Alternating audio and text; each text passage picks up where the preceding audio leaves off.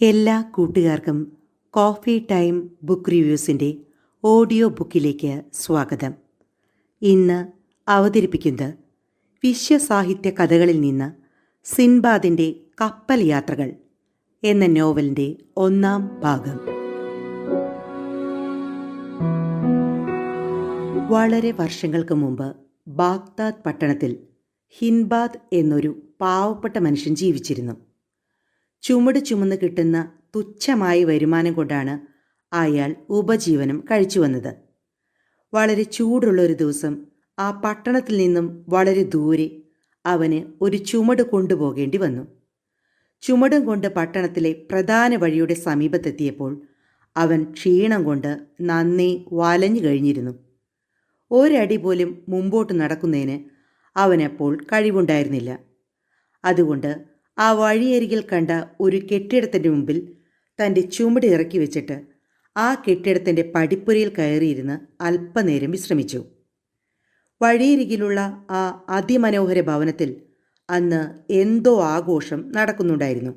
അവിടെ നിന്നും സാമ്പ്രാണി, പനിനീർ, ചന്ദനം ആദിയായവയുടെ സുഗന്ധവും കർണാനന്ദകരമായ സംഗീതത്തിൻ്റെ ശബ്ദവിശേഷങ്ങളും പുറപ്പെട്ടുകൊണ്ടിരുന്നു. ഇതിലെല്ലാം ഉപരിയായി രുചികരമായ ഭക്ഷണപദാർത്ഥങ്ങളുടെ മണം അവിടെ നടക്കുന്ന കെങ്കേമമായ വിരുന്നിനെ വിളിച്ചറിയിക്കാൻ പര്യാപ്തവുമായിരുന്നു. ഹിൻബാദിന് ആ ഭവനം അപരിചിതമായിരുന്നു.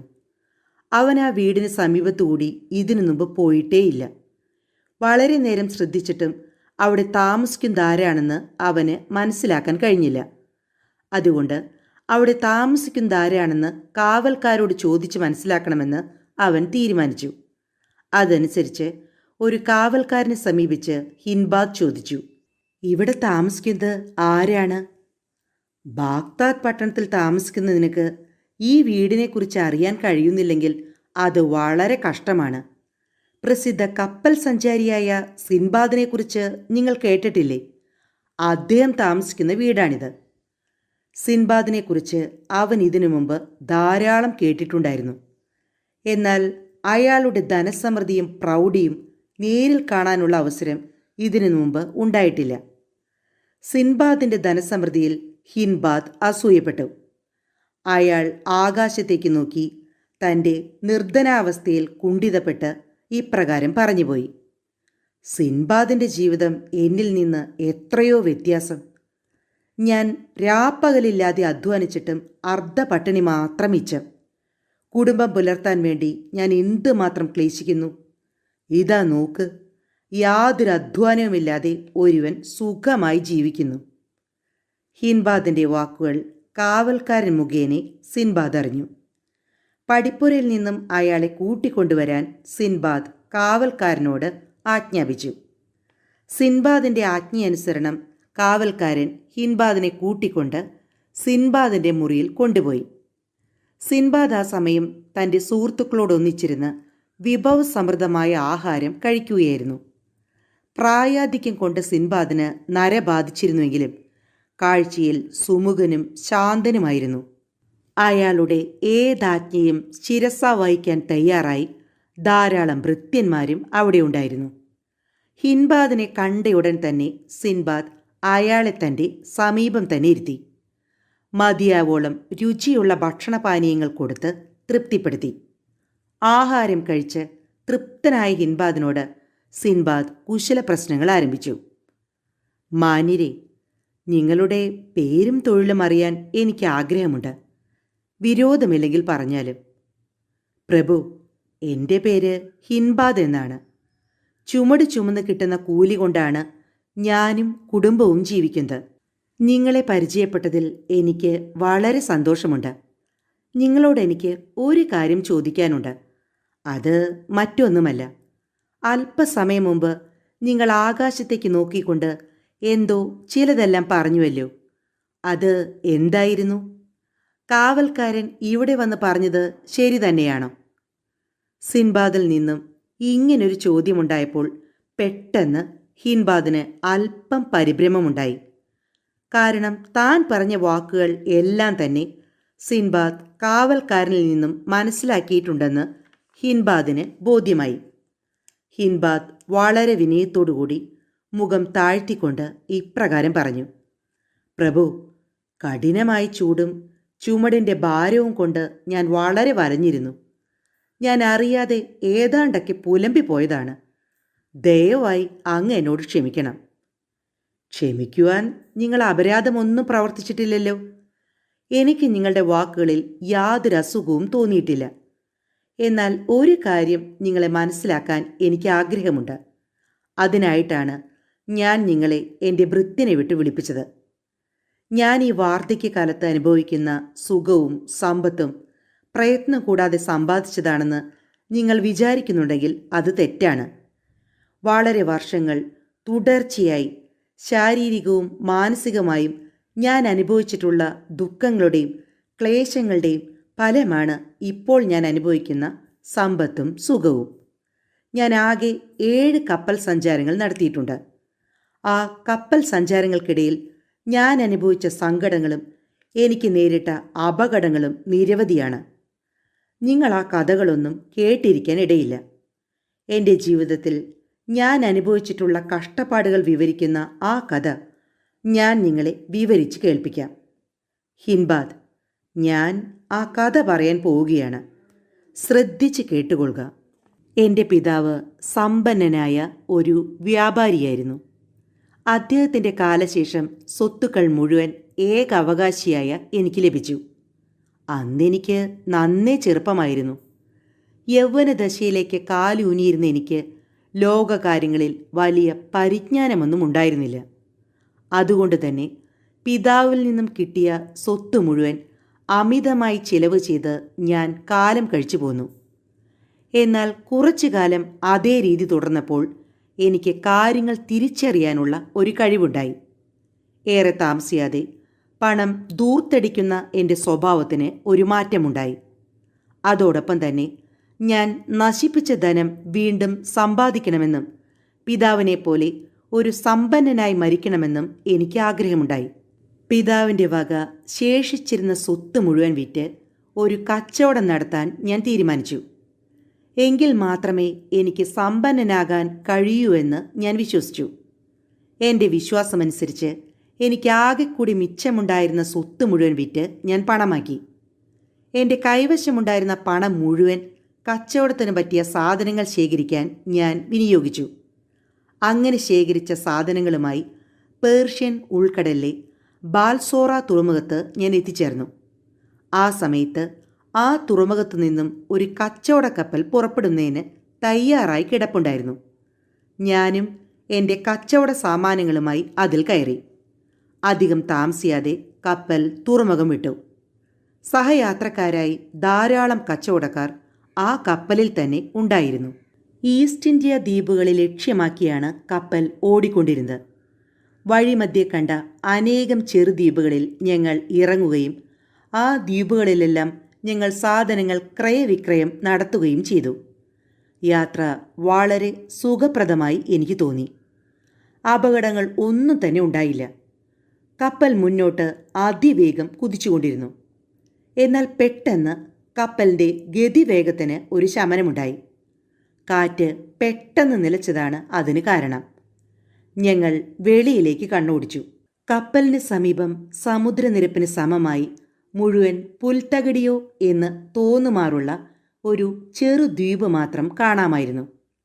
കാറ്റ് നിലച്ചിരുന്നുകൊണ്ട് കപ്പലിലെ പായകൾ ചുരുട്ടുന്നതിന് ഇതിനിടയിൽ കപ്പിത്താൻ ആജ്ഞ കൊടുത്തു കഴിഞ്ഞിരുന്നു. ദ്വീപ് ചുറ്റിക്കാണാൻ ആഗ്രഹമുള്ളവർ അപ്രകാരം ചെയ്തുകൊള്ളുന്നതിനും കപ്പിത്താൻ ഞങ്ങൾക്ക് അനുവാദം തന്നു. കിട്ടിയ അവസരം പാഴാക്കാതെ ആ ദ്വീപ് ചുറ്റിക്കാണാൻ ഞാൻ തീരുമാനിച്ചു. അതനുസരിച്ച് ഏതാനും കൂട്ടുകാരോടുകൂടി ഞാൻ ആ ദ്വീപിലിറങ്ങി. അല്പസമയം ഞങ്ങൾ ആ ദ്വീപിൽ അങ്ങിങ്ങായി ചുറ്റിക്കറങ്ങി. കപ്പലിൽ നിന്നും ഞങ്ങൾ എടുത്തിരുന്ന ആഹാര പദാർത്ഥങ്ങൾ ആ ദ്വീപിലിരുന്ന് പാകം ചെയ്ത് ഭക്ഷിക്കാൻ തുടങ്ങി. ആഹാരം കഴിച്ചു തീരുന്നതിന് മുമ്പായി തന്നെ പെട്ടെന്ന് ആ ദ്വീപ് ആകപ്പാടെ ഇളകി തുടങ്ങി. കപ്പലിൽ ഇരുന്നവരെല്ലാം ഈ സംഭവം കണ്ട് പരിഭ്രമിച്ചു. വേഗം കപ്പലിൽ മടങ്ങിക്കൊള്ളണമെന്നും അല്ലെങ്കിൽ ഞങ്ങളുടെ ജീവൻ നഷ്ടപ്പെടുമെന്നും കപ്പലിലിരുന്നവർ ഞങ്ങളെ വിളിച്ചറിയിച്ചു. ഞങ്ങളെല്ലാവരും വല്ലാതെ പരിഭ്രാന്തരായി. പുൽത്തകിട് നിറഞ്ഞ ദ്വീപ് എന്ന് ഞങ്ങൾ വിചാരിച്ചിറങ്ങിയത് ഒരു വലിയ തിമിംഗലത്തിൻ്റെ പുറത്തായിരുന്നു. ആ മത്സ്യം ഇളകിയതോടുകൂടി ഞങ്ങളുടെ കാര്യവും കുഴപ്പത്തിലായി. ചിലർ വള്ളത്തിൽ കയറിയും ചിലർ നീന്തിയും കപ്പലിലേക്ക് പോയി. എന്നാൽ ആ മത്സ്യത്തിൻ്റെ പുറത്തു നിന്നും ഞാൻ രക്ഷപ്പെടുന്നതിന് മുമ്പായി അത് വെള്ളത്തിൽ താണുകളഞ്ഞു. തീ കത്തിക്കാതെ അവശേഷിച്ചിരുന്ന ഒരു തടിക്കഷ്ണം മാത്രം എൻ്റെ കയ്യിലുണ്ടായിരുന്നു. ഞാനതിൽ ബലമായി പിടിച്ചു. തിമിംഗലം വെള്ളത്തിൽ താഴ്ന്നതോടുകൂടി ഞാനും വെള്ളത്തിലകപ്പെട്ടു. കൈവശമുണ്ടായിരുന്ന തടിക്കഷ്ണത്തിൽ ഞാൻ പറ്റി പിടിച്ചു കിടന്നു. വള്ളത്തിൽ കയറി രക്ഷപ്പെട്ടവരെല്ലാം കപ്പലിൽ എത്തിച്ചേർന്നു. നീന്തിപ്പോയവരിൽ ഏതാനും പേരെയും കപ്പിത്താൻ രക്ഷപ്പെടുത്തി. ഇതിനിടയിൽ പഴയതുപോലെ കാറ്റ് വീശി തുടങ്ങി. കപ്പിത്താൻ പെട്ടെന്ന് തന്നെ പായകളെ ശരിയാക്കി കെട്ടുവാൻ ആജ്ഞാപിച്ചു. കപ്പൽ അതിവേഗം മുന്നോട്ട് കുതിച്ചു തുടങ്ങി. ഞാൻ അന്തമില്ലാത്ത ആ ജലപരപ്പിൽ അവശേഷിച്ചു. തിരമാലകൾക്കിടയിൽ പൊങ്ങിയും താണും ഒരു പകലും രാത്രിയും ഞാൻ കഴിച്ചുകൂട്ടി. പിറ്റേ ദിവസം പ്രഭാതമായതോടുകൂടി എൻ്റെ ശക്തിയെല്ലാം ക്ഷയിച്ചു. ശരീരം മരവിച്ചു തുടങ്ങി. തടിക്കഷ്ണത്തിൽ നിന്നും താനെ പിടിവിട്ട് കടലിൽ മുങ്ങിച്ചാകുമെന്ന് തീർച്ചയായി. മറ്റ് രക്ഷാമാർഗമില്ലാതെ മരണവും പ്രതീക്ഷിച്ച് ആ തടിക്കഷ്ണത്തിൽ ഞാൻ ബലമായി പിടിച്ചു കിടന്നു. ഇങ്ങനെ ഏതാനും നിമിഷങ്ങൾ കഴിഞ്ഞപ്പോൾ പെട്ടെന്ന് കരുത്തേറിയൊരു തിരമാല എന്നെ ആ കടലിൻ്റെ തീരത്ത് അടിച്ചു കയറ്റി. ബോധം തീരെ നശിച്ചിരുന്നില്ല. ഞാൻ ചുറ്റുപാട് നോക്കി. ആ കടൽ തീരം മുഴുവൻ കിഴക്കാൻ തൂക്കായിരുന്നു.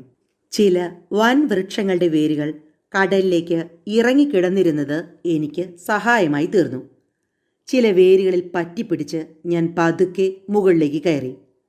ഈ സമയം എൻ്റെ ബോധം ഏറെക്കുറെ നശിച്ചു കഴിഞ്ഞിരുന്നു.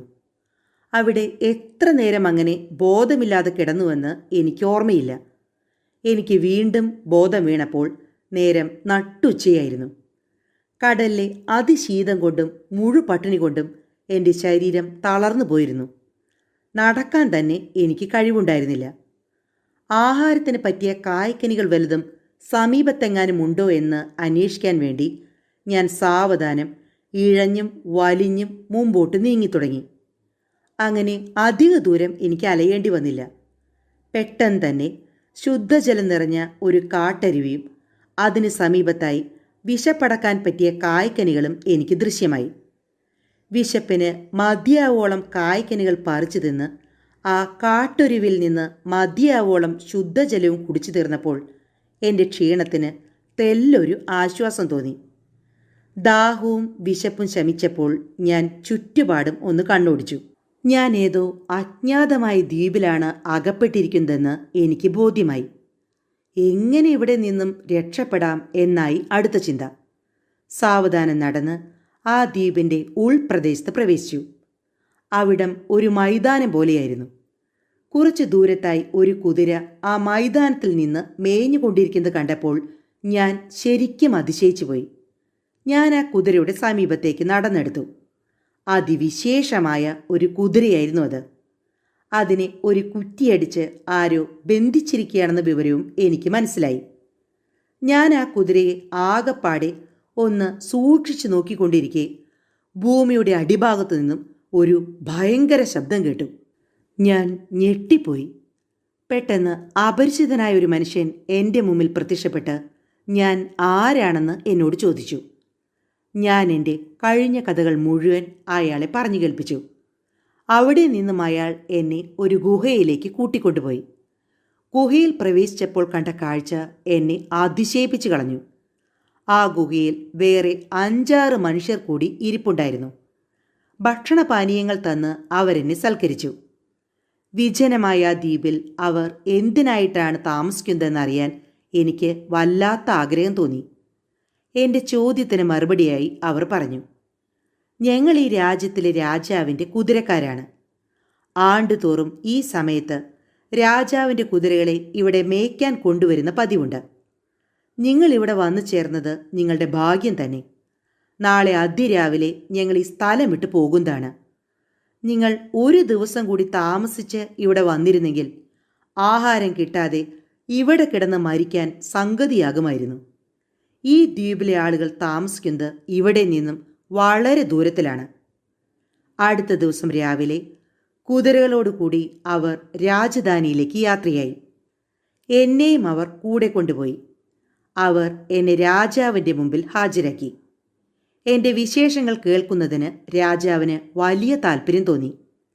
എൻ്റെ കഥ കേട്ടപ്പോൾ അദ്ദേഹത്തിന് എന്നോട് സഹതാപം തോന്നുകയും എനിക്ക് ആവശ്യമുള്ളതെല്ലാം തരുന്നതിന് ഭൃത്യന്മാർക്ക് കൽപ്പന കൊടുക്കുകയും ചെയ്തു. രാജധാനി കടൽ തീരത്തായിരുന്നുകൊണ്ട് അവിടുത്തെ കച്ചവടക്കാരോടും വിദേശങ്ങളിൽ നിന്നും കച്ചവടത്തിനായി അവിടെ എത്തിക്കൊണ്ടിരുന്ന വ്യാപാരികളോടും സംഭാഷണം ചെയ്യുന്നതിന് എനിക്ക് വേണ്ട സൗകര്യം ലഭിച്ചുകൊണ്ടിരുന്നു. എൻ്റെ ജന്മസ്ഥലമായ ബാഗ്ദാദിലെ വിശേഷങ്ങൾ അറിയുന്നതും ഈ രാജ്യത്തു നിന്നും സ്വദേശത്തേക്ക് മടങ്ങിപ്പോകുന്നതിനുള്ള മാർഗം ആരായുന്നതും എൻ്റെ ദിനകൃത്യങ്ങളിൽ മുഖ്യമായവയായിരുന്നു. മറ്റൊരു രസകരമായ വാർത്ത ഇതിനിടയിൽ ഞാൻ അറിയാനിടയായി. ഈ രാജ്യത്തിലെ രാജാവിൻ്റെ തന്നെ ഭരണത്തിന് കീഴിൽ കാസേൽ എന്നൊരു ദ്വീപും കൂടി ഉണ്ടെന്നും അവിടെ രാത്രികാലങ്ങളിൽ ചില ശബ്ദവിശേഷങ്ങൾ ഉണ്ടാകാറുണ്ടെന്നും ഉള്ള അറിവായിരുന്നു അത്. തന്മൂലം ആ ദ്വീപിൽ ചില ദുർദേവതകളുടെ അധിവാസമുണ്ടെന്ന് ചില കപ്പൽ സഞ്ചാരികൾ വിശ്വസിച്ചു വരുന്നതായും ജനങ്ങളുടെ സംസാരത്തിൽ നിന്ന് എനിക്ക് മനസ്സിലാക്കാൻ കഴിഞ്ഞു. ആ വിചിത്ര ദ്വീപ് ഒന്ന് സന്ദർശിക്കണമെന്നുള്ള ആഗ്രഹം എനിക്കുണ്ടായി. ഞാൻ അതിനായി തയ്യാറെടുത്ത് അടുത്ത ദിവസം തന്നെ പുറപ്പെട്ടു. വഴിമധ്യേ പല അതിശയകരമായ കാഴ്ചകളും ഞാൻ കണ്ടു. തിമിംഗലമല്ലാതെയുള്ള 200-300 അടി നീളമുള്ള മത്സ്യങ്ങളെയും കടലിലെ പല വിചിത്ര ജീവികളെയും അന്നാണ് ഞാൻ ആദ്യമായി കാണുന്നത്. കാസേൽ ദ്വീപിൽ നിന്നും ഏറെ താമസിയാതെ ഞാൻ മടങ്ങിയെത്തി. അപ്പോൾ അവിടെ കണ്ട കാഴ്ച എന്നെ അത്യധികം സന്തോഷവാനാക്കി. വിദേശത്തു നിന്നും ഒരു കപ്പൽ തുറമുഖത്ത് വന്ന് സാമാനങ്ങൾ ഇറക്കിക്കൊണ്ടിരുന്നു. അനേകം കെട്ടുകൾ കപ്പലിൽ നിന്നും ഇറക്കിക്കൊണ്ടിരുന്നത് ഞാൻ നോക്കി നിന്നു. അങ്ങനെ ഇറക്കിക്കൊണ്ടിരുന്ന കെട്ടുകളിലൊന്ന് എൻ്റെ പ്രത്യേക ശ്രദ്ധയ്ക്ക് വിഷയീഭവിച്ചു. അത് സൂക്ഷ്മമായി പരിശോധിച്ചതിൽ ആ കെട്ട് എൻ്റേതാണെന്ന് എനിക്ക് മനസ്സിലായി. പെട്ടെന്ന് ഞാൻ കപ്പിത്താനെ തിരക്കി. നേരിൽ കണ്ടപ്പോൾ ഞാൻ ആളെ തിരിച്ചറിഞ്ഞു. എനിക്ക് പരിചിതനായിരുന്നു അയാൾ. ഞാൻ യാത്ര ചെയ്തിരുന്നത് ആ കപ്പലിലായിരുന്നുവെന്ന് എനിക്ക് ബോധ്യമായി. എങ്കിലും ഞാൻ കടലിൽ അകപ്പെട്ട് മുങ്ങിച്ചത്ത് കാണുമെന്ന് അയാൾ വിശ്വസിച്ചിരുന്നുകൊണ്ട് കെട്ട് എൻ്റേതാണെന്ന് അയാളെ വിശ്വസിപ്പിക്കാൻ അല്പം വിഷമം നേരിടുമല്ലോ എന്ന് ഞാൻ ശങ്കിച്ചു. പക്ഷേ ദൈവാധീനം കൊണ്ട് അതിനൊന്നും ഇടയായില്ല. കപ്പിത്താനെ സമീപിച്ച് ആ കെട്ടുകൾ ആരുടെ വകയാണെന്ന് ഞാൻ ചോദിച്ചപ്പോൾ കപ്പിത്താൻ ഇപ്രകാരം പറഞ്ഞു: സിൻബാദ് എന്നൊരു കച്ചവടക്കാരൻ ഈ കപ്പലിൽ യാത്ര ചെയ്തിരുന്നു. അയാൾ ബാഗ്ദാദ് പട്ടണക്കാരനാണ്. ഞങ്ങളുടെ യാത്രാമധ്യേ ഒരു അപകടമുണ്ടായി. ദ്വീപ് എന്ന് സംശയിച്ച് ഒരു സ്ഥലത്ത് കപ്പൽ നങ്കൂരമിട്ടു. യാത്രക്കാരിൽ പലരും ആ ദ്വീപ് കാണാനായി ഇറങ്ങി. സിൻബാദും അയാളുടെ ഏതാനും കൂട്ടുകാരും ആ കൂട്ടത്തിലുണ്ടായിരുന്നു. ദ്വീപ് ചുറ്റിക്കറങ്ങി ക്ഷീണിച്ചവർ കയ്യിലുണ്ടായിരുന്ന ഭക്ഷണം പാകം ചെയ്യാൻ തീ കത്തിച്ചു. തീയുടെ ചൂട് തട്ടിയപ്പോൾ ആ ദ്വീപ് മുഴുവൻ കുറേശ്ശെ ഇളകി തുടങ്ങി. എല്ലാവരും പരിഭ്രാന്തരായി പ്രാണരക്ഷാർത്ഥം കപ്പലിലേക്ക് അതിവേഗം മടങ്ങി തുടങ്ങി. അപ്പോഴേക്കും ദ്വീപ് എന്ന് തെറ്റിദ്ധരിച്ചത് ഒരു തിമിംഗലത്തിൻ്റെ മുകൾ ഭാഗം കണ്ടതാണെന്ന് എല്ലാവർക്കും മനസ്സിലായി. ഞങ്ങൾ കപ്പലിലായിരുന്നു. വേഗം മടങ്ങിയെത്താൻ അവരോട് വിളിച്ചു പറഞ്ഞു. ഏതാനും നിമിഷങ്ങൾക്കുള്ളിൽ ആ കൂറ്റൻ മത്സ്യം വെള്ളത്തിൽ താണുകളഞ്ഞു. സിൻബാദും ഏതാനും കൂട്ടുകാർക്കും കപ്പലിൽ മടങ്ങിയെത്താൻ കഴിഞ്ഞിരുന്നില്ല. അവർ വെള്ളത്തിൽ വീണ് മുങ്ങി മരിച്ചു. അങ്ങനെ മുങ്ങി മരിച്ച സിൻബാദിൻ്റെ വകയാണ് ഈ കെട്ടുകൾ. ഈ കെട്ടുകൾ വിറ്റ് കിട്ടുന്ന തുക അയാളുടെ അവകാശികൾ വല്ലവരുമുണ്ടെങ്കിൽ അവരെ ഏൽപ്പിക്കണമെന്നാണ് എൻ്റെ തീരുമാനം. ഞാൻ വെള്ളത്തിൽ വീണ് മുങ്ങി മരിച്ചുവെന്ന് കപ്പിത്താൻ വിശ്വസിച്ചിരിക്കുന്നതായി എനിക്ക് ബോധ്യമായി. എങ്കിലും ഞാൻ ഇപ്രകാരം പറഞ്ഞു: പ്രിയപ്പെട്ട കപ്പിത്താൻ, വെള്ളത്തിൽ വീണ് മുങ്ങി മരിച്ചിരിക്കുന്നതായി നിങ്ങൾ വിശ്വസിക്കുന്ന അതേ സിൻബാദ് തന്നെയാണ് നിങ്ങളുടെ മുന്നിൽ നിൽക്കുന്നത്. ആ കെട്ടുകൾ എൻ്റെ വക തന്നെയാണ്. ഈശ്വരാധീനം കൊണ്ട് എനിക്ക് മരിക്കാൻ ഇടവന്നില്ല. എൻ്റെ വാക്കുകൾ കപ്പിത്താന് വിശ്വാസമായി തോന്നിയില്ല. ആ കെട്ടുകൾ കരസ്ഥമാക്കുന്നതിന് ഞാൻ പ്രയോഗിക്കുന്ന അടവാണതെന്ന് അയാൾ കരുതി. എങ്കിലും വളരെ നേരത്തെ എൻ്റെ സംഭാഷണത്തിൽ നിന്നും കപ്പിത്താന് എന്നിൽ കുറേശ്ശെ വിശ്വാസം ജനിച്ചു തുടങ്ങി. അവസാനം ഞാൻ രക്ഷപ്പെട്ട സമ്പ്രദായവും രാജാവിൻ്റെ കുതിരയും കുതിരക്കാരെയും കണ്ടുമുട്ടിയ വിവരങ്ങളും വിസ്തരിച്ചപ്പോൾ ഞാൻ തന്നെയാണ് സിൻബാദ് എന്നയാൾ മനസ്സിലാക്കി. ഇതിനിടയിൽ ആ കപ്പലിലെ ഏതാനും യാത്രക്കാർ ഞങ്ങൾ നിന്നിരുന്ന സ്ഥലത്ത് വന്നു ചേർന്നു. എൻ്റെ പഴയ സുഹൃത്തുക്കളായ അവർ എന്നെ കണ്ടപ്പോൾ തിരിച്ചറിഞ്ഞു. മരണത്തിൻ്റെ വായിൽ നിന്നും ഞാൻ രക്ഷപ്പെട്ടതിൽ അവർക്ക് അളവറ്റ സന്തോഷമുണ്ടായി. അവരും കപ്പിത്താനും ദയാപരനായ ദൈവത്തിന് സ്തുതിഗീതങ്ങൾ ചൊല്ലി. ഏറെ താമസിയാതെ കെട്ടുകൾ എടുത്തുകൊള്ളാൻ കപ്പിത്താനിൽ നിന്ന് എനിക്ക് അനുവാദം ലഭിച്ചു. കെട്ടുകൾ ഏറ്റുവാങ്ങിയ ഉടൻ തന്നെ അതിലുണ്ടായിരുന്ന അതിവിശേഷമായ തുണിത്തരങ്ങൾ എടുത്ത് രാജാവിനെ കാഴ്ചവെക്കാനായി ഞാൻ അവിടെ നിന്നും കൊട്ടാരത്തിലേക്ക് യാത്രയായി. കൊട്ടാരത്തിൽ ചെന്ന് ഞാൻ രാജാവിനെ മുഖം കാണിച്ചു. വിശേഷപ്പെട്ട ആ തുണിത്തരങ്ങൾ അദ്ദേഹത്തിന് കാഴ്ചവെച്ചു.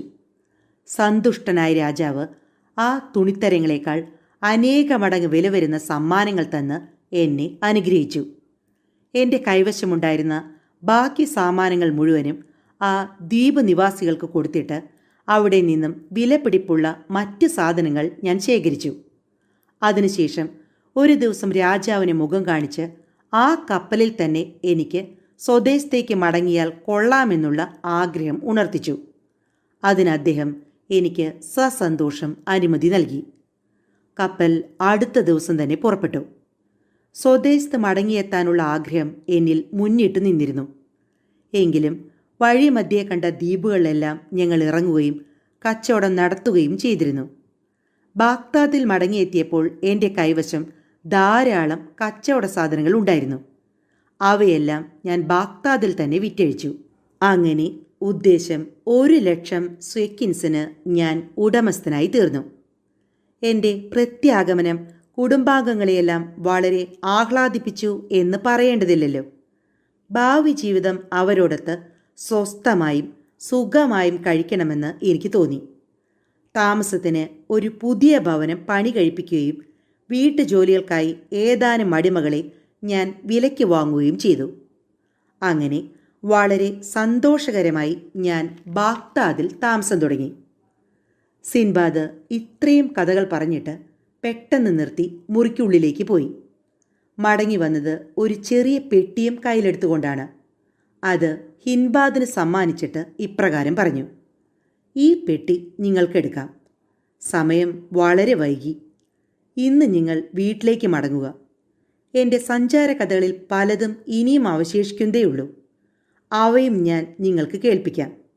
ആ കഥകൾ നിങ്ങൾക്ക് കേൾക്കാൻ ആഗ്രഹമുണ്ടെങ്കിൽ നിങ്ങൾ അടുത്ത ദിവസവും വന്നുകൊള്ളുക.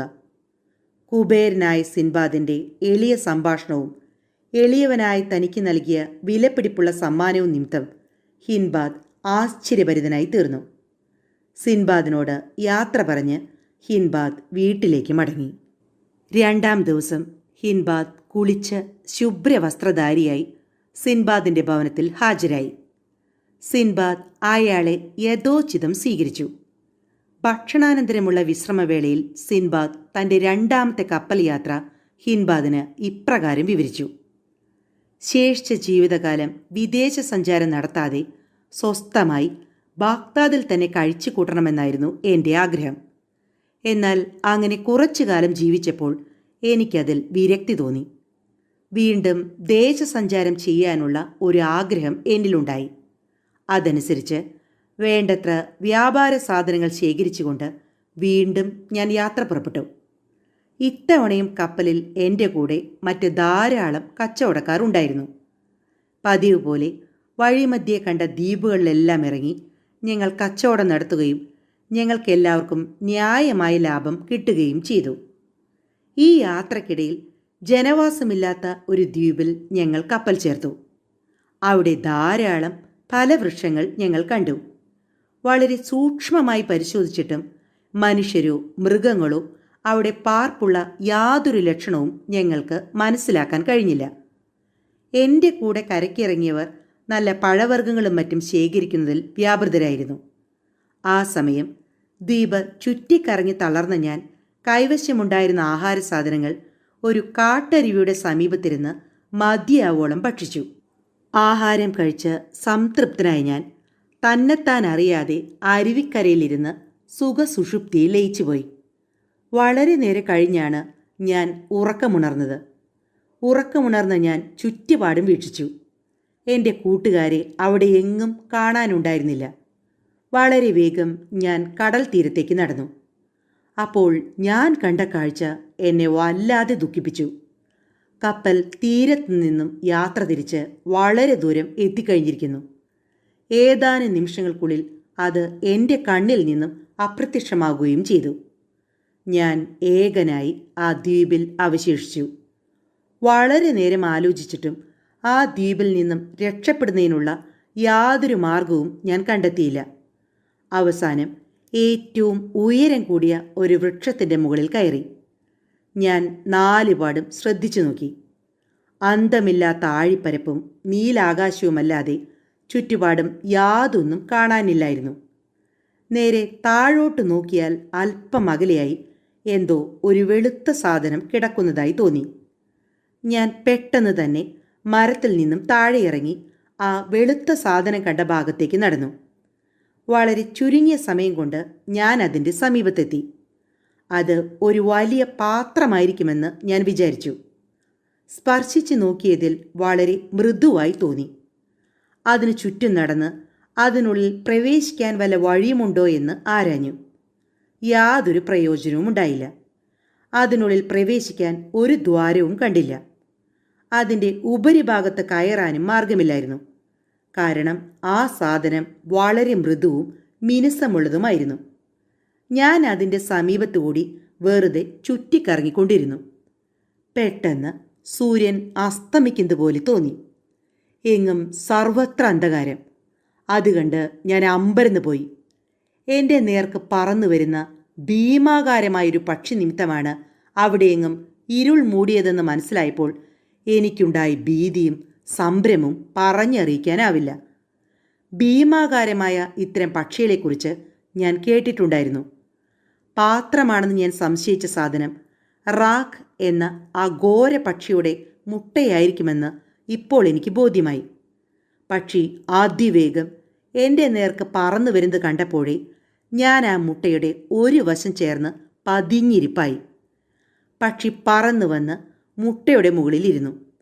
അപ്പോൾ ആ പക്ഷിയുടെ ഒരു കാൽ പതിച്ചത് എൻ്റെ സമീപത്തായിരുന്നു. എനിക്കപ്പോൾ ഒരു ബുദ്ധി തോന്നി. ഞാൻ സാവധാനം എൻ്റെ തലപ്പാവിൻ്റെ ഏതാനും ഭാഗം മുറിച്ചെടുത്ത് എന്നെ ആ പക്ഷിയുടെ കാലിനോട് ചേർത്ത് ബന്ധിപ്പിച്ചു. ആ പക്ഷിയുടെ കാലിന് ഒരു നല്ല ഉരുൾത്തടിയുടെ വണ്ണവും സാമാന്യം ഉയരമുള്ള ഒരു വൃക്ഷത്തിൻ്റെ പൊക്കവുമുണ്ടായിരുന്നു.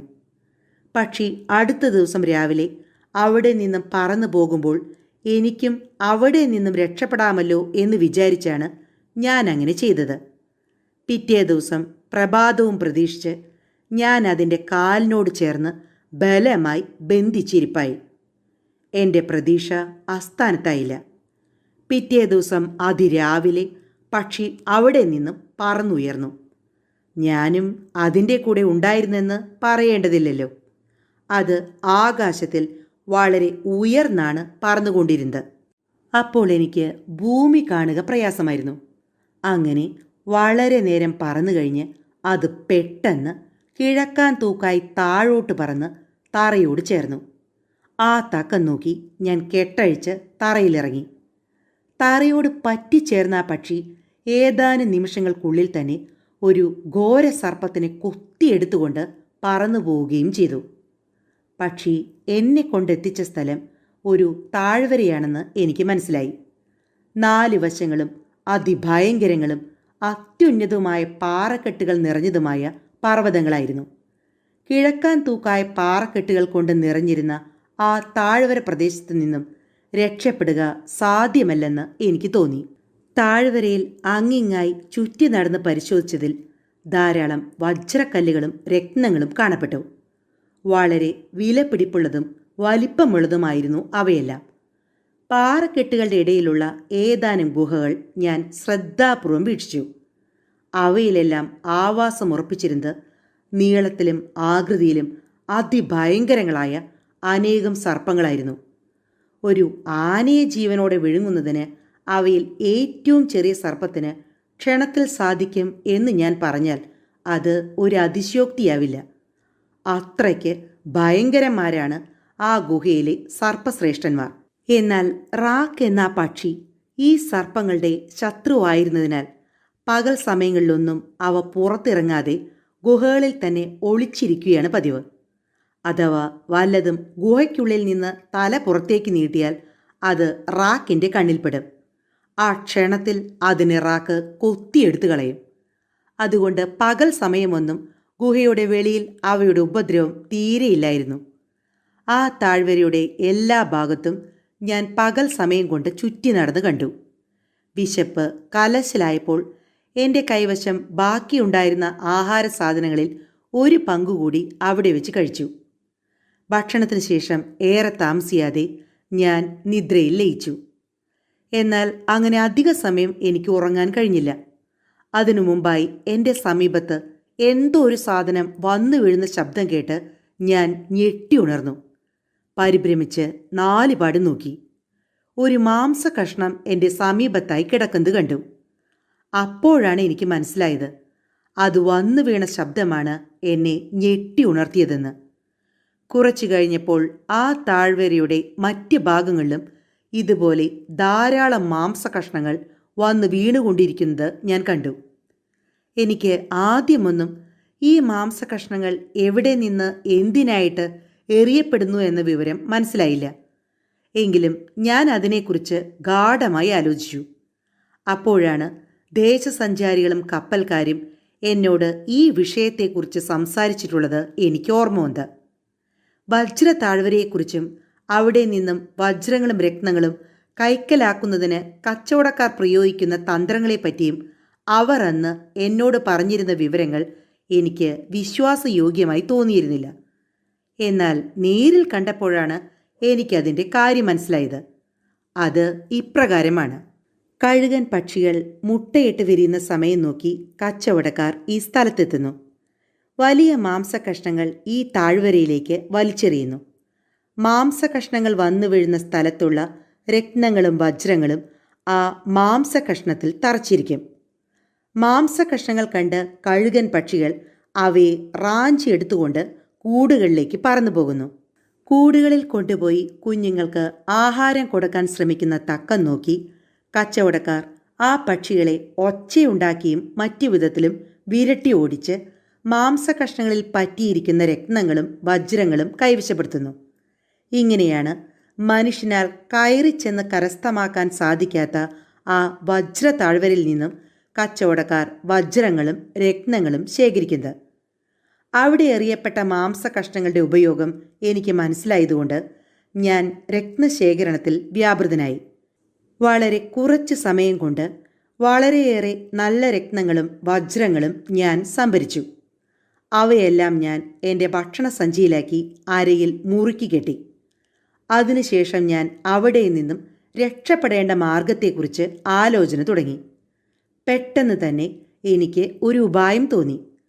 അതനുസരിച്ച് ഞാൻ അവിടെ കിടന്ന ഒരു വലിയ മാംസകഷ്ണമെടുത്ത് അതിനെ എൻ്റെ പുറത്ത് ബലമായി വരിഞ്ഞു കെട്ടിക്കൊണ്ട് കമിഴ്ന്ന് കിടപ്പായി. ഏതെങ്കിലും ഒരു കഴുകൻ വന്ന് എൻ്റെ പുറത്ത് കാണുന്ന മാംസകഷ്ണം റാഞ്ചിയെടുത്താൽ അതിൽ ബന്ധിക്കപ്പെട്ടിരുന്ന എനിക്കും അതോടൊപ്പം ആ താഴ്വരയിൽ നിന്നും രക്ഷപ്പെടാമെന്നതായിരുന്നു എൻ്റെ വിശ്വാസം. ആ താഴ്വരയിൽ വന്നു പോകാറുള്ള കഴുകൻ പക്ഷികൾ ആകൃതിയിൽ വളരെ ഭീമാകാരങ്ങളായിരുന്നു. അവയുടെ കരുത്തും അസാമാന്യമാണ്. ഞാൻ തറയിൽ കമഴ്ന്ന് കിടന്ന് അധിക സമയം കഴിയുന്നതിന് മുമ്പ് തന്നെ ഒരു പറ്റം കഴുകന്മാർ മാംസകഷ്ണങ്ങൾ കൊത്തിക്കൊണ്ടു പോകാനായി അവിടെ വന്നു ചേർന്നു. അവയിൽ വലിയ ഒരു കഴുകൻ്റെ ശ്രദ്ധ പതിഞ്ഞത് എൻ്റെ പുറത്തിരിക്കുന്ന മാംസകഷ്ണത്തിലാണ്. ഈശ്വരാധീനം കൊണ്ട് ഞൊടിയിടയിൽ ആ കഴുകൻ എന്നെ കൊത്തിയെടുത്ത് പർവ്വതത്തിൻ്റെ ഉപരിഭാഗത്ത് വളരെ ഉയരത്തിലായി സ്ഥിതി ചെയ്യുന്ന അതിൻ്റെ കൂട്ടിൽ കൊണ്ടുചെന്ന് വെച്ചു. ഞാൻ ആ കഴുകൻ കൂട്ടിൽ എത്തിയ ഉടനെ തന്നെ ധാരാളം മനുഷ്യരുടെ ഒരുമിച്ചുള്ള അട്ടഹാസങ്ങളും വളരെ ഉച്ചത്തിലുള്ള ശബ്ദവും കേട്ടു. എനിക്ക് കാര്യം മനസ്സിലായി. ഈ ശബ്ദകോലാഹലങ്ങൾ കേട്ട് എന്നെ കൊത്തിയെടുത്തു കൊണ്ടുവന്ന കഴുകൻ പറന്നകന്നു. ഈ തക്കം നോക്കി എൻ്റെ പുറത്ത് വെച്ച് കെട്ടിയിരുന്ന മാംസകഷ്ണം ഞാൻ അഴിച്ചുമാറ്റി. ഇതിനിടയിൽ ഒരു കച്ചവടക്കാരൻ ഞാൻ കിടന്നിരുന്ന കൂട്ടിലെത്തിക്കഴിഞ്ഞിരുന്നു. ആ കഴുകൻ കൂട്ടിൽ ഒരു മനുഷ്യനെ കണ്ടപ്പോൾ അയാൾ ആദ്യം വളരെ അത്ഭുതപ്പെട്ടു. എങ്കിലും ആ സമയം അയാൾക്ക് മറ്റൊരു തെറ്റിദ്ധാരണയാണ് എന്നിലുണ്ടായത്. ഞാൻ എങ്ങനെ അവിടെ ചെന്നുവെന്ന് അന്വേഷിക്കുന്നതിന് പകരം അയാൾ എന്നോട് ശണ്ട കൂടുവാനാണ് ഭാവിച്ചത്. ഇറച്ചി കഷ്ണത്തിൽ പറ്റിയിരിക്കുന്ന വജ്രക്കല്ലുകൾ അപഹരിക്കാൻ ചെന്നതാണ് ഞാനെന്ന് അയാൾ വിശ്വസിച്ചുപോയി. അയാളുടെ ദേഷ്യം വർദ്ധിച്ചപ്പോൾ ഞാൻ പറഞ്ഞു, നിങ്ങൾ വഴക്കു കൂടിയിട്ട് കാര്യമില്ല. എനിക്ക് നിങ്ങളുടെ വജ്രക്കല്ലുകൾ ഒന്നും ആവശ്യമില്ല. ഇതാ നോക്കൂ, എൻ്റെ പക്കൽ ആവശ്യത്തിനുള്ള ധാരാളം നല്ല രത്നങ്ങളും വജ്രക്കല്ലുകളുമുണ്ട്. ഇതെല്ലാം ഞാൻ തന്നെ ആ വജ്ര താഴ്വരയിൽ നിന്നും ശേഖരിച്ചതാണ്. ആവശ്യമെങ്കിൽ ഒരു പങ്ക് നല്ല രത്നങ്ങളും വജ്രങ്ങളും നിങ്ങൾക്ക് തരുവാനും എനിക്ക് സമ്മതമാണ്. അതുകൊണ്ട് ഈ കാര്യത്തിനു വേണ്ടി നിങ്ങൾ ദേഷ്യം പിടിച്ചിട്ട് കാര്യമില്ല. ഞാൻ ഇത്രയും പറഞ്ഞു തീരുന്നതിനിടയിൽ മറ്റ് കച്ചവടക്കാരും അവിടെ വന്നു ചേർന്നു. ഒരു അപരിചിതനെ അവിടെ കണ്ടതിൽ അവരെല്ലാം ഒന്നുപോലെ അതിശയിച്ചു പോയി. ഞാൻ ആ കഴുകൻ കൂട്ടിൽ ചെന്ന് ചേർന്നതുവരെയുള്ള കഥകൾ കൂടി കേട്ടപ്പോൾ അവരുടെ ആശ്ചര്യത്തിന് അതിരില്ലായിരുന്നു. അവസാനം ഞങ്ങളെല്ലാവരും കൂടി അവരുടെ സങ്കേതത്തിലേക്ക് യാത്രയായി. വളരെ കാലമായി അവരുടെ തൊഴിൽ ഇങ്ങനെ മാംസകഷ്ണങ്ങൾ എറിഞ്ഞ് രത്നങ്ങൾ സംഭരിക്കുക എന്നതായിരുന്നു. അവരിൽ ഓരോരുത്തരും ഇങ്ങനെ ധാരാളം രത്നങ്ങളും വജ്രങ്ങളും ശേഖരിച്ചിട്ടുണ്ട്. എങ്കിലും എൻ്റെ കൈവശമുണ്ടായിരുന്നതിനോട് കിടപിടിക്കത്തക്ക ഒരെണ്ണം പോലും അവർക്ക് ഇതുവരെ ലഭിച്ചിട്ടില്ല. ആകൃതിയിലും ഗുണത്തിലും അത്രയ്ക്ക് മെച്ചപ്പെട്ടവയായിരുന്നു ഞാൻ സംഭരിച്ച രത്നങ്ങളും വജ്രങ്ങളും. ഇത്ര വിശേഷപ്പെട്ട രത്നങ്ങളും വജ്രങ്ങളും ഇതിനു മുമ്പ് തങ്ങളിലാരും കണ്ടിട്ട് പോലുമില്ലെന്ന് ആ കച്ചവടക്കാർ തുറന്നു സമ്മതിച്ചു. കച്ചവടക്കാരുടെ ആ സങ്കേതത്തിൽ നിന്നും അടുത്ത ദിവസം തന്നെ ഞങ്ങൾ പുറപ്പെട്ടു. വളരെ ഉയരം കൂടിയ ഒരു പർവ്വതം കടന്നു വേണമായിരുന്നു ഞങ്ങൾക്ക് യാത്ര ചെയ്യാൻ. അതിഭയങ്കരങ്ങളായ ഘോരസർപ്പങ്ങളുടെ ആവാസ കേന്ദ്രമായിരുന്നു ആ പർവ്വതനിര മുഴുവനും.